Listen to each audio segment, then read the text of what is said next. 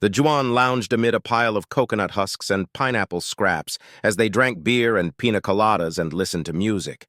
A few more were roasting assorted meats, fruits, and vegetables, along with the Zouch and Sheila's crew. "Here, I made this for you." A female Zouch handed to Sunkal a skewer of meat, fruit, and vegetables as she giggled nervously. "Oh, thanks," to Sunkal replied nervously. The female hiccuped and scuttled away. "I don't get you, T," Sheila said. "You ran Federation blockades in a jury-rigged ore barge, squared off against whole marine companies, made blind void jumps with no chart, and now a pair of panties has stopped you cold." Panties? "That little flap you guys wear over your naughty bits," Sheila said with a laugh. Sunkal just hiccuped in reply. "Seriously, why aren't you going for it?" Sheila asked. "I'm not an expert on such things, but she looks cute. Hick. Oh, hick is very cute. Hick. But I shouldn't." "Okay, T, you do you." "Literally," Sheila said as she swatted his carapace. Sunkal gave Sheila a rude gesture to the delight of his new crew. "There is something I was wondering," Sunkal said, desperately trying to change the subject. "The Republic and the Empire are allies, right?" "Yep, but they conquered you." "Also true. And then you rebelled." "They most certainly did," the Juan captain said as he slid another drinking dish of booze underneath him. "And you guys had a war?" Sunkal asked. "Oh, hell yeah," Jesse, a member of the crew, said emphatically. "My grandfather was killed in it." "Neither side pulled any punches," Captain Jural said. "I was there. Nearly died myself." He turned to Sheila. "You fuckers were downright nasty," he said as he raised his drinking dish. Sheila just smiled and raised her glass. "Well, we tried asking nicely, but you fucking wigglies didn't take the hint," she smirked. "Setting fire to Imperial ships and facilities is asking nicely," the captain asked with a laugh, ripples of amusement rolling across his skin. "And you are now on good terms?" Sunkal asked. "Yep, we're tight," Sheila said as she drained her cup. "Couldn't ask for a better ally," the captain said as he lapped up his cocktail. "I'm sorry, but that doesn't make sense," Sunkal said confusedly. "Well, it was 100 years ago," Sheila said with a shrug. But that is less than a generation for either of your species. People alive on both sides today fought each other." "Don't remind me." Captain Zural laughed as he turned his head, revealing a faint but very large scar. "Damn near got my fucking head blown off." Sunkal just wiped his eye stalks in confusion. "Okay," Sheila said as she filled her glass. "To really understand, we have to start at the beginning." "Yeah!" Lieutenant Guzala exclaimed with a slurred voice, her skin a wild mix of colors. "What really happened back then? I'm starting to suspect that we don't have the whole story." "Lieutenant, is this your first time experiencing Terran cocktails?" the captain asked with a chuckle. "Yes, these things are amazing. This pina colada is delicious." "It's called a pina colada, and yes, they are. They are also quite dangerous. Remember, Terrans have a higher tolerance for alcohol than we do, so you might want to lay off of those a little." "Hey, you are the one who always shays I need to relax a little," she said as she poked the captain and settled down into her drinking dish. "Just don't say that I did not warn you. Terran cocktails are lethal," the captain said with a laugh. "You're going to be very unhappy tomorrow, but at least you have good taste. The Empress loves pina coladas." "She does?" the lieutenant asked with wide eyes. "Yep, that was all she drank when she was negotiating the truce on Hentai Island." "Hentai Island?" "Yeah, that was the prisoner of war camp they set up for us on Terra," the captain said with a laugh. "I had the pleasure of being a guest of the Terrans for quite a while." "By the Empress," the lieutenant said with huge eyes. Most of his crew had fallen silent, listening intently. "You were captured by the Terrans? What was it like?" "It was awesome," the captain enthused. "They had this wonderful island in one of their oceans near the equator. Coconut trees, tide pools, beautiful sandy beaches, and the guards were incredibly nice. Hell, they would even take us out on their patrol boats so we could go fishing. We had some great housing, but the weather was so nice that most of us just slept outside. They intentionally picked a place where the climate was perfect for us. Heck, a lot of us even stopped wearing clothes." The lieutenant gasped. "Hey, We spent most of our time just playing in the water and swimsuits just got in the way. Why were they so nice to you? It makes sense if you know the Terrans. We weren't a threat anymore. I mean, we were on an island in the middle of the ocean. Where were we going to go? The captain shrugged. Also, I think the fact that there were so many mutineers there had something to do with it. Mutineers? Yeah, they don't mention the Terran mutiny in school. We're all trying to pretend that it didn't happen, the captain said with a chuckle. It was the biggest mutiny in recorded history. Hundreds of Juon service members just quit, not counting all of the ones who were captured under suspicious circumstances. He looked at the stunned expressions of his crew. As Sheila here just said, we will have to start at the beginning to properly explain it. After everyone got their next plate of food and a drink, Sheila stood up. Okay, here is how it went down, she said, taking a long drink from her glass. Yuan showed up in our system during what was the worst time in all of human history, the Sol Wars. It was beyond fucked up. She took a drink from her cup and continued. We survived 3 world wars, an ecological disaster of biblical proportions, a full-bore nuclear exchange, and countless other things during our long, tragic, stupid, and bloody history, but the Sol Wars. Sheila grabbed a bottle of rum and took a long drink from it. The Sol Wars damn near wiped us out. It was the closest we ever came in recorded history to extinction. We went from a thriving interplanetary civilization to a burning mass of rubble and dead bodies in a span of 10 years. So what happened? Tsunkal asked. Well, we were a victim of our own success. After the big ecological collapse in the 21st century, we finally got our act together and developed efficient fission and later fusion reactors. Once we had those, we started expanding into the whole solar system in a big way. By the late 22nd century, we had reactionless thrusters and a big colony on Mars, as well as several on Luna. By the mid-23rd century, we had artificial gravity and massive industrial complexes and other stations across the solar system housing millions and then later billions of people. We continued to expand happily for centuries. It was a golden age for us. We had limitless resources of every kind, and we just kept expanding. Mars became an independent sovereign state in the 25th century, and the war for their independence was the last major conflict we had for well over 400 years. Sheila paused as she took another drink. And we just kept fucking expanding, breeding like fucking hyper-roaches. The big problem that nobody saw was that almost all of those stations and colonies off-world weren't entirely self-sufficient.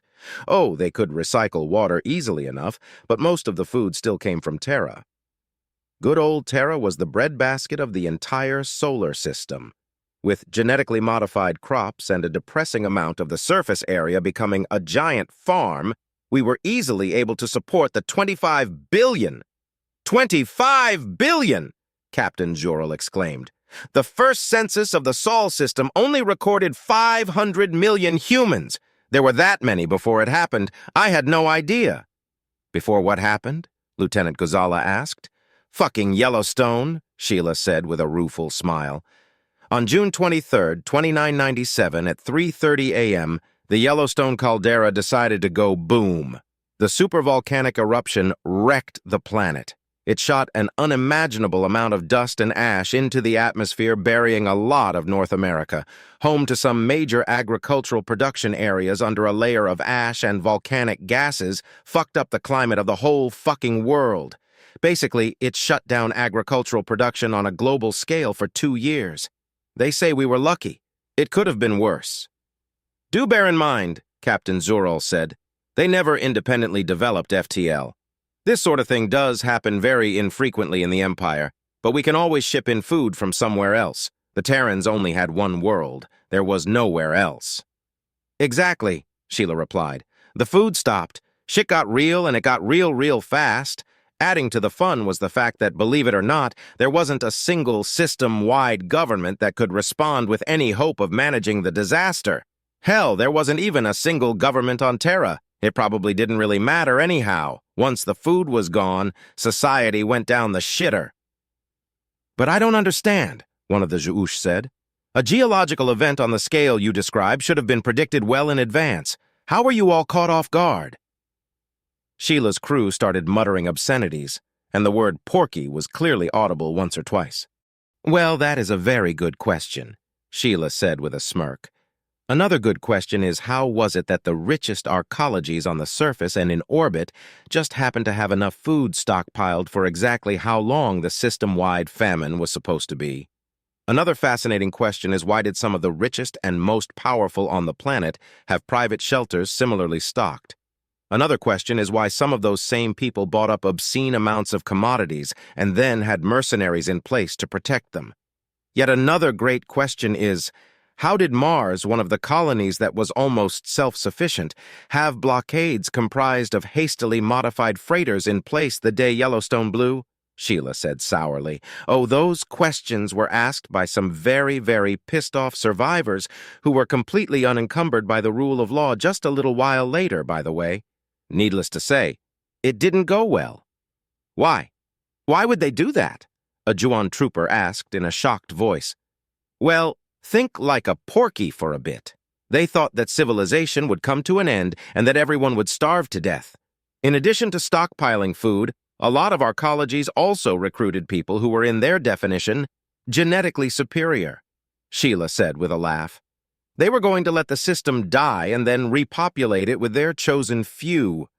It came as a bit of a shock when the truly genetically superior came knocking, kicked in their doors, and took their shit. Most of the arcologies were either destroyed completely, their residents slaughtered, thrown out, or enslaved by the new management. Sheila chuckled. There was this one asshole who hoarded a shitload of grain and other commodities and hired a couple of mercenary companies. He was planning on starting up his own little kingdom once things went boom. Jesse, a member of Sheila's crew, piped up. It was a great idea, she continued. It was such a great idea that the leader of the mercenaries decided to kill the guy and take over the show. That is now the country of Hawkins, where I'm from. She beamed. The food was enough to support our founding fathers, long enough for them to get a bunch of survivors, a few fusion reactors in place, and big-ass greenhouses built. The rest is history. Wait. You mentioned porkies, Captain Zhurl said. Were the Federation humans involved in this? Yep, Sheila said as she took another mouthful of meat from her skewer. Federation humans are undesirables from the Sol Wars. They are either arco-slime, shelter babies, or people-eating raiders. You know those humans you had to keep in the outer solar system away from the rest of us? It was those assholes.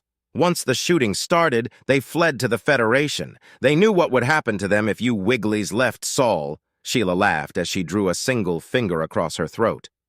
And thus, the porkies were born, Sheila said with a sneer. The scum of humanity lead by the scum of humanity. Oh, they like to pretend they are all civilized and proper, but the truth of the matter is that they are either corrupt elitist shits who fucked over the rest of humanity or fucking cannibal raiders or both. There are pillars of the community over there that roasted and ate their fellow man just a few decades ago. That's why we call them long pork. It's slang for human meat. Their latest stunt just fanned the flames of a fire that almost had gone out, but it isn't the only reason we despise them. Impress, Lieutenant Ghazala gasped. Believe it or not, by the time you guys came rolling into Sol, things were calming down. Things were calming down, Captain Zhurl exclaimed. The whole system was burning. Okay, calming down relative to what had been happening over the last few years, Sheila shrugged. Pretty much everyone who was going to starve had already done so, and civilization was beginning to get back on its feet. How did any of you not starve? One would think that survival would be impossible, one of the Juon asked. Oh, lots of ways, Sheila said as she took another drink. Some were fortunate, like the founders of Hawkins or those who captured the Sunrise Arcology. Others, well, there is an old joke from ancient times is that the two last survivors of a global catastrophe would be humans and cockroaches. It wasn't far from the truth, she laughed. We looked over at them and said, so it's come to this, and grabbed a mouthful. There were countless variations on the theme, but what it boiled down to is that we ate whatever we could, cockroaches, termites, snails, worms, rats, and of course, fucking algae. I hate fucking algae, Sheila said with a grimace. We were salties, she explained. My grandparents were among those who retreated into a salt mine and used the fusion reactors there to culture algae and snails. Every fucking school break, my grandma would haul us down in that hole and make us grow and eat that shit, she groaned. She insisted that it was essential we know how just in case. Laughter erupted from the humans in Sheila's crew as they all recounted similar torture at the hands of their survivalist grandparents. Their ability to subsist on what appeared to be nothing was a huge strategic advantage. You couldn't starve them out. You could blockade a station or have a subterranean fortification under aerial surveillance indefinitely. They were just fine in there. Captain Zural said, rippling with laughter. If you were involved in such a siege, you had to be very, very careful. If you heard the word pulpo, you ran, the captain said as the older members of his crew laughed ruefully. Pulpo? We bear a very close resemblance to an animal that is on the humans' list of edible creatures, the captain said, much to the horror of his younger troopers.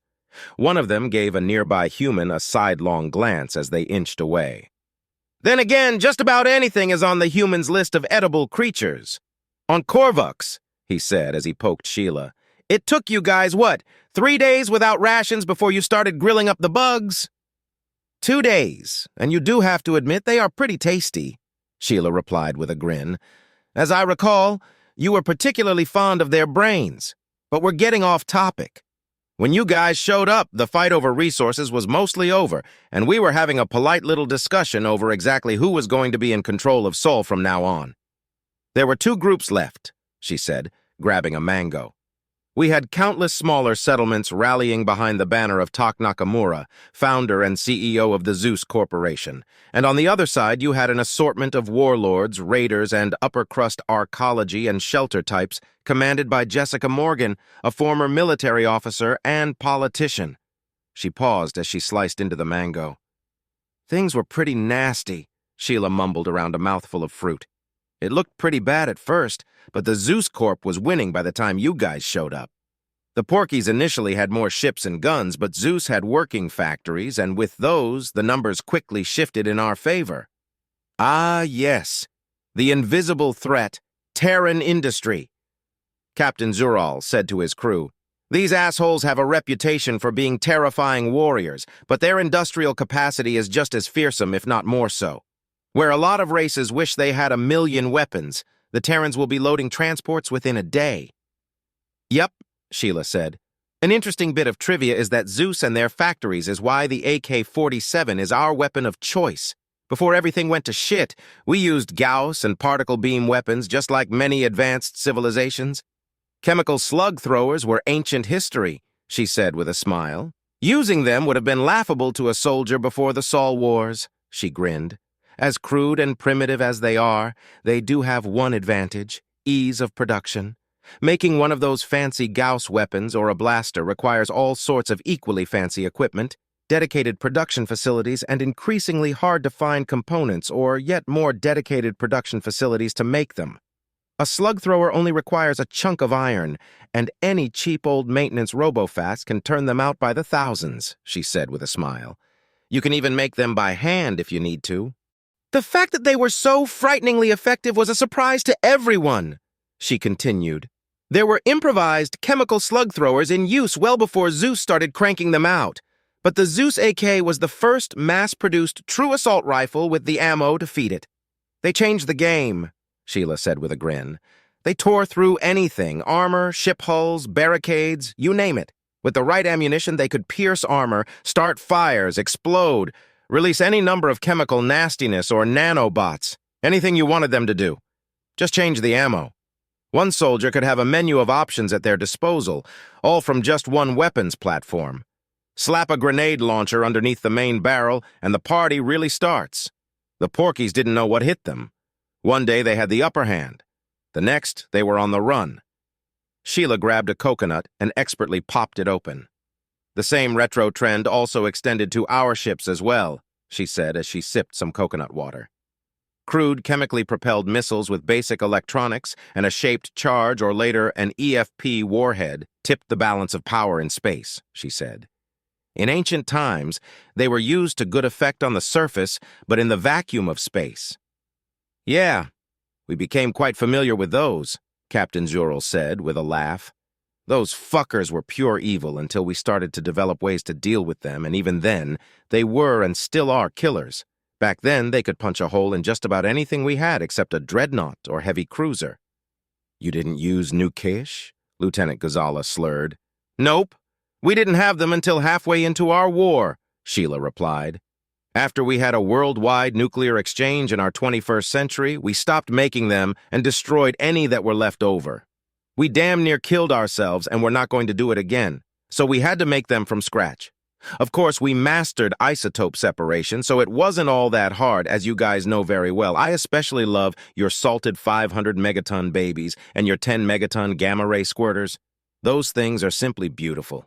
I'm glad you didn't have those during our little dust-up. Well, we learned from the best, Captain Zurel said as he filled his drinking dish. I still remember the first time I saw one go off. There was this huge flash of light, and once my cockpit became transparent again and my sensors recovered, a destroyer had just disappeared. We thought you guys were fielding antimatter. We're drifting off topic again, Captain Zurel said. Like Sheila said, the Empire arrived in Sol during what we now know to be the later stages of a system-wide conflict. Humanity was exhausted, pushed to the limit by a planetary catastrophe and the wars that followed. A lot of them were happy to see us, even if they won't admit it in 1,000 years, he said, nudging Sheila. It is said that the Empire didn't beat the Terrans. The Terrans beat the Terrans, he continued. Tak Nakamura spoke for the system and negotiated the terms of their annexation, and that was that. The Porkies were all too happy to agree because they were looking at almost certain death prior to our arrival. We unknowingly saved their asses, he said with a slurp from his dish. Sorry. We should have let you finish up, but it was starting to look like mass murder. Hey, you didn't know, and it was mass murder. By that point, we were very comfortable with genocide, Sheila said with a shrug. As Sheila said before, one of the first things we did was separate the two forces involved relegating the Porkies to Neptune and beyond. We had to, the captain said between slurps of beer. You couldn't have them in the same room with each other back then. Anyway, things went amazingly well at first, Captain Zurel said. The Terrans suddenly found themselves part of a large interstellar civilization and enjoyed all of the benefits thereof. Any dissent was buried underneath a seemingly endless stream of transports laden with food that actually tasted nice and cheap consumer goods. Even more importantly, Sol found a bottomless demand for their minerals, isotopes, and alloys to pay for it all. Terrans can't be subdued, but they aren't above a bribe, he said with a wink. He paused while he nibbled on a skewer of roast pineapple.